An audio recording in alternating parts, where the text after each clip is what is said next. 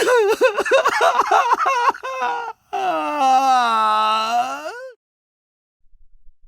and Untitled.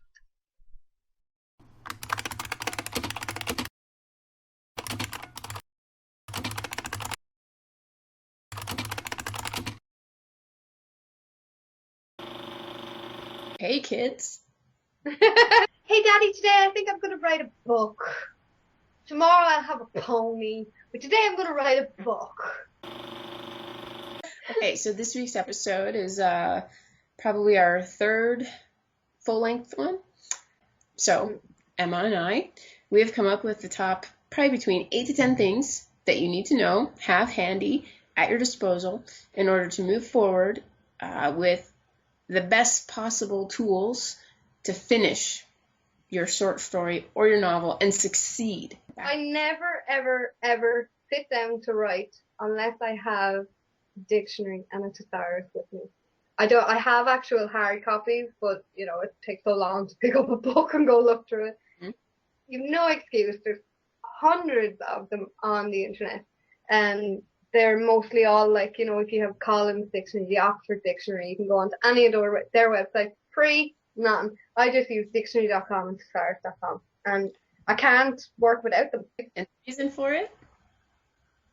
Because... Sample, just like off the top of my head, he stared at the door longingly. He was wondering if she longed for him, and they wondered if they together could long for one another. Repetition. There you go. Yay, 10 points for me. There's a term for it. You call it word territory or echo. And it's when you have the same word very close to one another. And it can be any word. I mean, it can be door. He shut the door, he closed the door, he slammed the door. Door and room are my nemesis. Mine too. You're trying to talk and you're like, fuck, I just used the door 2 seconds ago. So what are you going to go out through? Table. Table? You have a problem with table? Table gets me. Okay. Bastard table. It's so easy just to say she was angry. No. What? Angry? Come on, that's lame. Was she irate? Was she, irritated? Was she, was she about to blow her fuse? Like, come up with something. Don't just go with the easy word. Get the creative word, I find that by using the thesaurus as well, is that you can sometimes find words that will enable you to really play on words. You find words, you're like, fuck yeah, that has like double meaning. Yes, I just made my book intelligent. Do that. Alternatives for said. You can also buy, or you can just Google alternatives for said, and you'll get loads of like little pages or whatever. Instead of doing like, I'm going to the shop, Jim said. I'll go with you, Terry said. Me too, Bob said. You can change it to replied or something like that, just so that you're not having that repetition of said. The best way to do dialogue is to make it obvious in the dialogue who's talking, by the character, by something you've said beforehand, so you know who starts off or whatever. Another thing is like if you feel like you're having too many saids or whatever, take an opportunity to put in an action. Like people do stuff when they're talking. You don't just stand there and talk. Like, Emma adjusted herself on the couch. Like I got up to close the door. Like you have to, realistically, people do things. They fidget, they play with the hair, they push something behind their ear. Have your characters do that because it adds an element, again, of realism to your characters that the reader can relate to, especially if it's something that they do. Maybe they fidget, maybe they bite their nails or whatever it might be. And it also changes it up so you don't have that constant said. And it makes it more, it brings the reader more into it because it's not so much narrative. And then suddenly you're in there with them, you're having that conversation with them, you're sitting there listening, And then all of a sudden you have like Emma Amsterdam type in goes, Bob said, as a true book. So he's like, shut up, we're having a conversation here. You brought up something there and you were saying something about emotion. She was angry. And you can do better than that. It is sometimes hard to figure it out because you're in the rush of writing and you're like, right, he's angry now. Oh God, what's that word I need? Shit, fuck, I can't find it. Um, Yep. I found something that is epic. It's called the emotions wheel. In the center of the circle, you have your basic feelings, and then you've got different types and different types out from it. I've added different words to it and all like. But as well as that, when you're talking about emotions like fear or whatever, like it's very hard, especially when you're writing a horror novel. And you have people afraid all the time. Everybody's like afraid. There's like 5 people and they're all afraid. But how do you talk about this fear without getting repetitive? So it's like, oh, the chills ran down his back, his heart was thumping, he went cold, his blood ran cold in his veins and all this stuff. You know, how do you say this without quoting 100,000,000 books that have been written before you? And I found another thing called the emotions thesaurus. It doesn't give you alternatives for these sayings, which would make it too easy because, you know, like you don't want somebody to write the fucking book for you.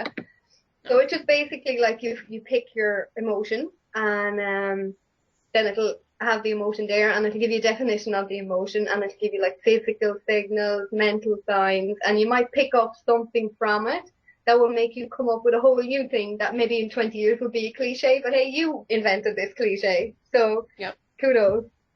This is actually a good time to bring in the fact that this is when people will bring in modifiers. So it'll be like, he was very scared. You don't want to do that. You don't want to use very. Don't tell me he was very hungry. Tell me he was ravenous. You know, don't tell me he was very hot. Tell me, he was melting. Like, or he was really sexy. You want to be more creative than that. You don't want to fall back on more or very or any of those words, anything that modifies it. I very, very rarely use the word very. You know when you want to use it? When it's okay, in dialogue. Because we use it in dialogue. We don't go around with a thesaurus in our hand when we're talking going, no, I'm not very hungry, I'm ravenous.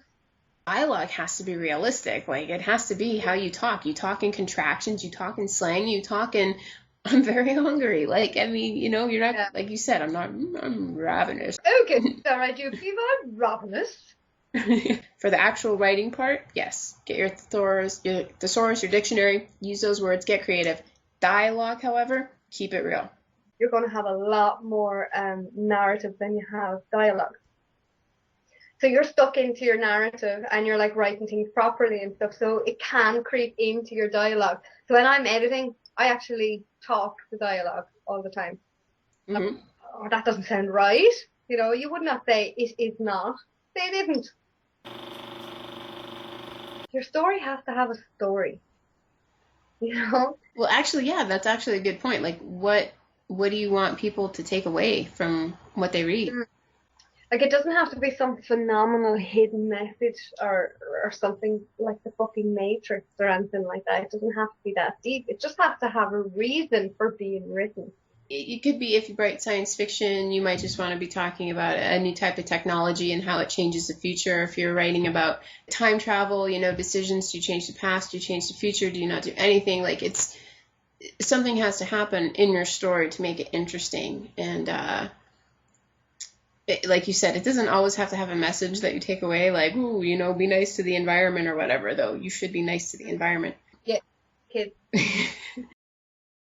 For me, it's always a story. Because in my way, like, a lot of my stories came from something I dreamt. I was like, fuck, that was epic. I'm going to write that. There's no way you're going to be original. So what you have to do is find an original way to tell the same story. An original voice, Suzanne. It's important for the character to evolve. If your character starts out as an angry alcoholic on page 1 and he ends on page 300 as an angry alcoholic, I've not read anything. My life has not changed. This character has not changed. The story starts on page 300 when he's no longer an angry alcoholic. So instead of doing that, have it evolve. Okay. Now I'm rethinking my book. Everything you're saying, I gotta need to rewrite.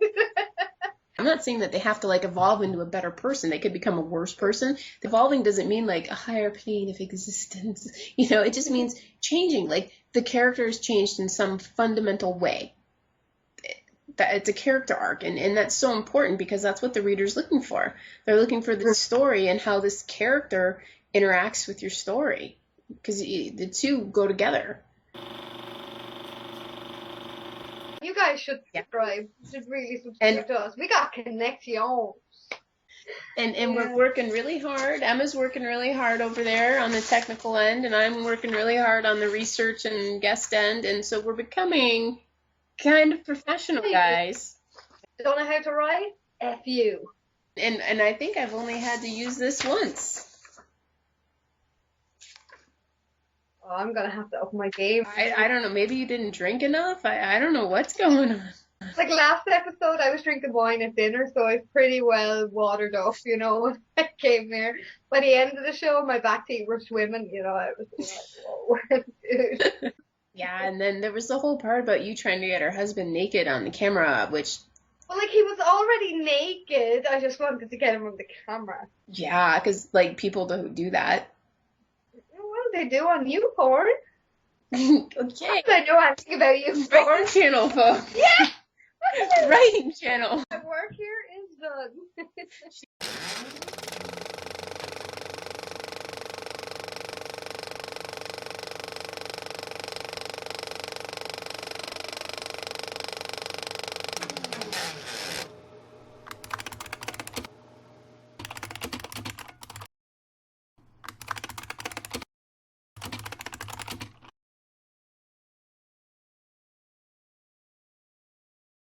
We're pretty awesome, I think.